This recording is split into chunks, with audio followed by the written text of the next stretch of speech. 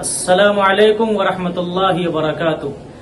محترم ناظرین، اگر مغرب کی نماز میں 2 رکعتیں چھوٹ جائیں تو ان کو کس طرح ادا کریں؟ یعنی جب ہم مسجد میں پہنچے تو امام صاحب تیسری رکعت ادا کر رہے تھے تو ہم نے تیسری رکعت میں امام صاحب کو پا لیا اور تیسری رکعت امام صاحب کے ساتھ ادا کر لی، اور پہلی 2 رکعتیں مغرب میں ہماری چھوٹ گئیں۔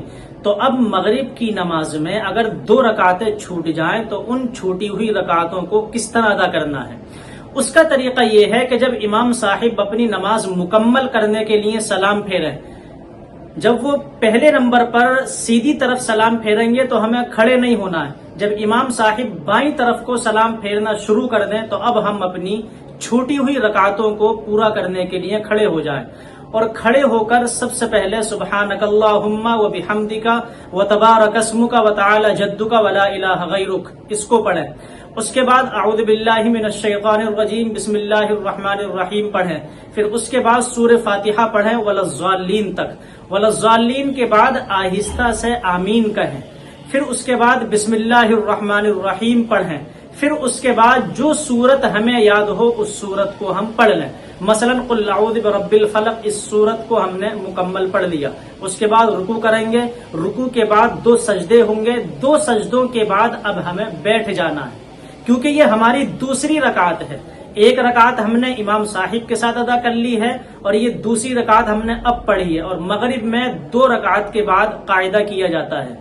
تو اس رکعت میں 2 سجدوں کے بعد بیٹھ جائیں، اور بیٹھنے کے بعد التحیات پڑھیں۔ التحیات للہ والصلوات والطیبات، اس کو آخر تک پڑھیں۔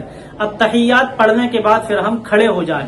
کھڑے ہونے کے بعد سب سے پہلے بسم اللہ الرحمن الرحیم پڑھیں، اس کے بعد سورہ فاتحہ پڑھیں وللضالین تک۔